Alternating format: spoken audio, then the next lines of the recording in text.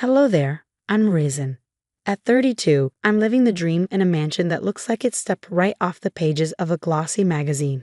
I'm thriving as a fashion designer, married to Michael, my handsome 40-year-old husband, who is often away fulfilling his role as a high-profile ambassador.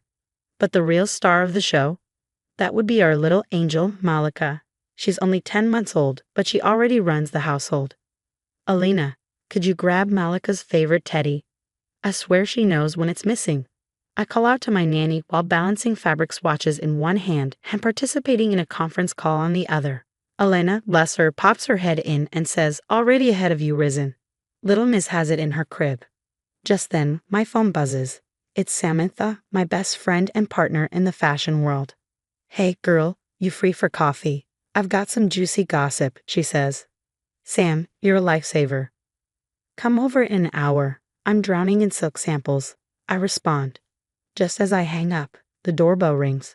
"Wonderful, it's Vanessa, my sister-in-law from hell." "Risen, darling," she exclaims, greeting me with exaggerated air kisses. "This place looks quaint. Have you thought about redecorating?" I bite my tongue and force a smile. "Thanks for the suggestion, Vanessa. How's Tom?" Her face tightens. "Oh, busy with work." "Yeah, sure. Busy accumulating gambling debts, I think, but I keep it civil. Send him our love," I say as she leaves. I collapse onto the sofa, exhaling. "Elena, remind me why I put up with her?" I ask. She chuckles and replies, "Family, Miss Risen. Can't live with them, can't ship them off to Siberia." The rest of the day is a whirlwind of sketches, phone calls, and baby giggles. As night falls, I find myself scrolling through a food delivery app. "Sam, you staying for dinner?" "I'm thinking Thai." "Count me in, but no peanuts this time." "Last order was a disaster," she laughs. I place the order, making sure it's a peanut-free zone tonight. As I hit confirm, a wave of contentment washes over me. My career is flourishing. I have the best kid in the world, and a support system that rocks. Sure, Michael's away, and Vanessa can be a nightmare, but life is good. If only I knew what was coming next. But that's a story for another day. For now, I'm just going to enjoy this moment of peace before my food arrives. Little did I know that delivery was about to change everything.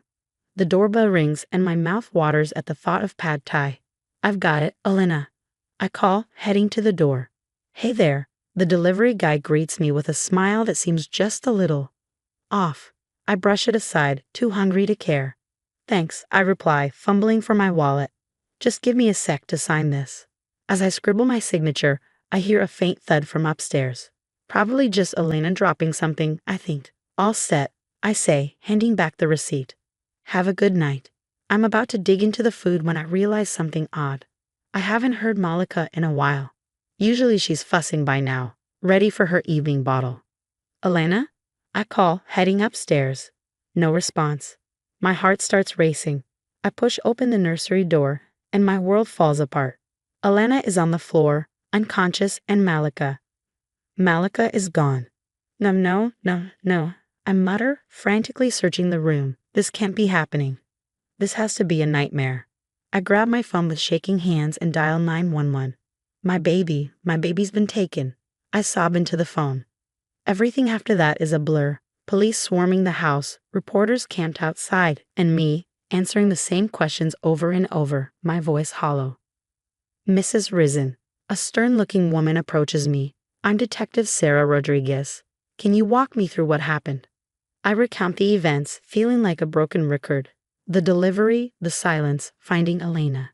"And you didn't notice anything suspicious about the delivery man?" she probes. I don't know. Maybe?" He seemed a little nervous. Detective Rodriguez's eyes narrow. "We need a detailed description. This seems very targeted." The word hits me like a punch to the gut. Targeted? Who would want to hurt my baby? My phone buzzes. It's Michael. "Risen, what's going on?" "I'm seeing reports." "Michael?" My voice catches. "Malika's gone. Someone took her. You need to come home." "And on the next flight," he says, his voice tight with worry and anger. As the night wears on, my mind races. Who could have done this? Why?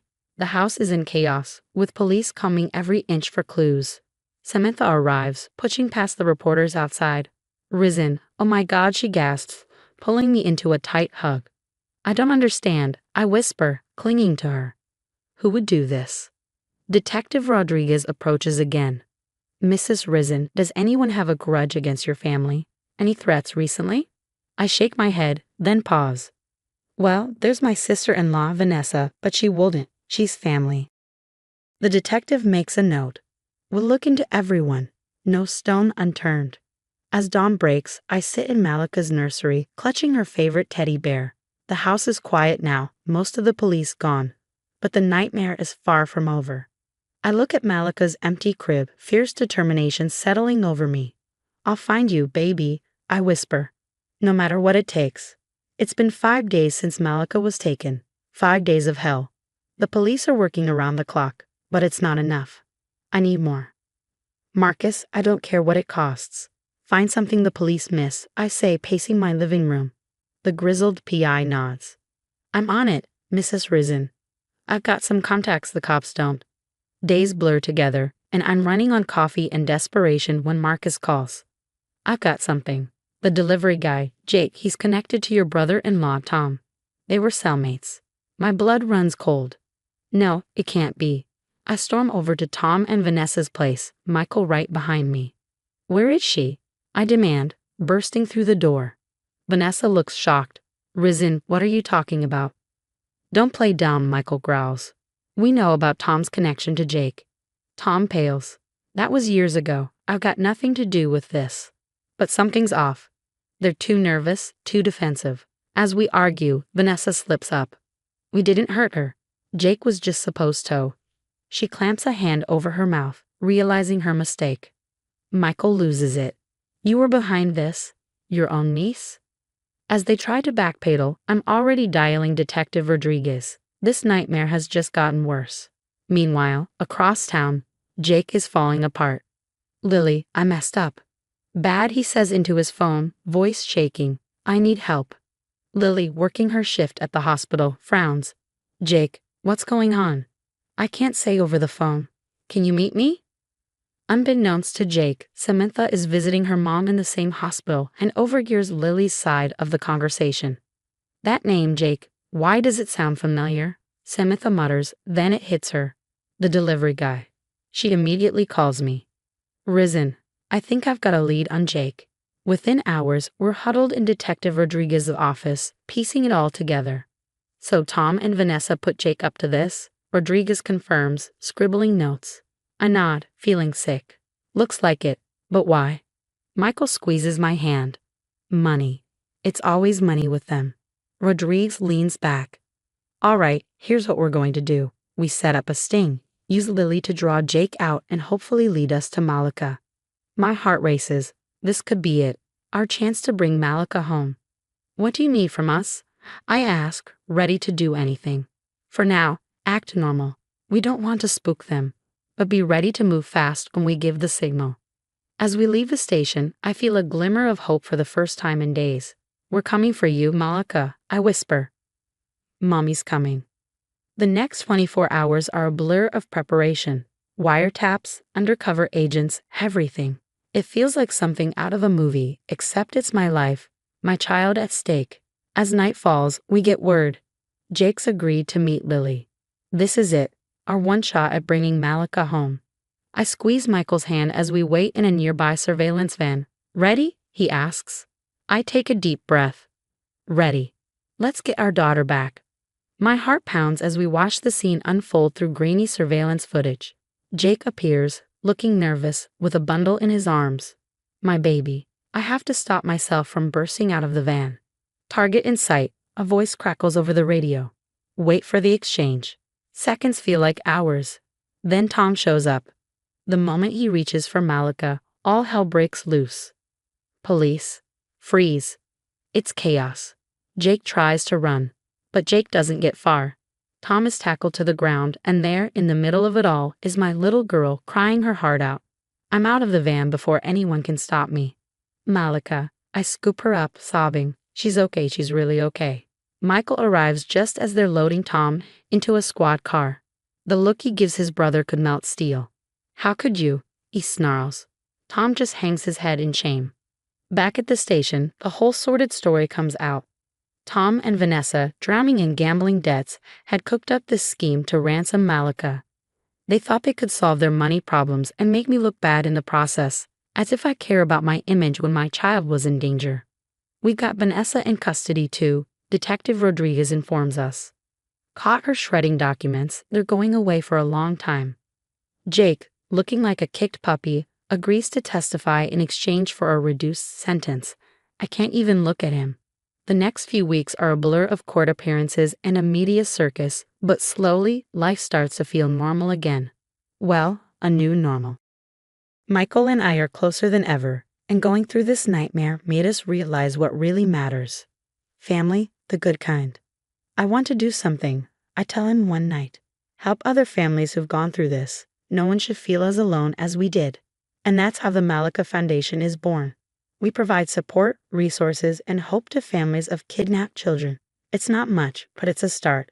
5 years later, we're at our annual charity gala. Malika, now a bubbly 5-year-old, twirls in her party dress. Mommy, look. I'm a princess, she beams. I scoop her up, breathing in her familiar scent. You sure are, baby. Michael joins us, wrapping an arm around my waist. Tom and Vanessa's appeal was denied, he murmurs. They're not getting out anytime soon.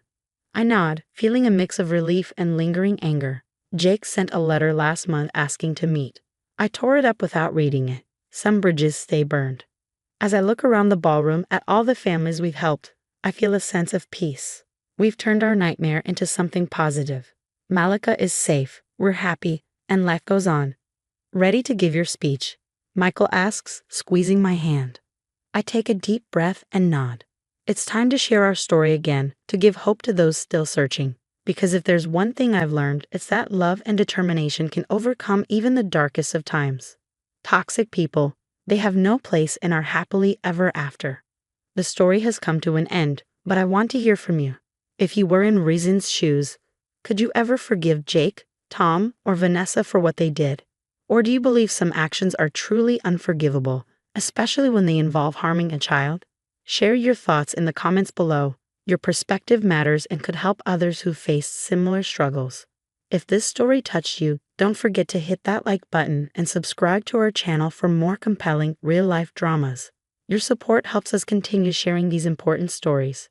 Thanks for watching, and remember, sometimes the family we choose is stronger than the family we're born into.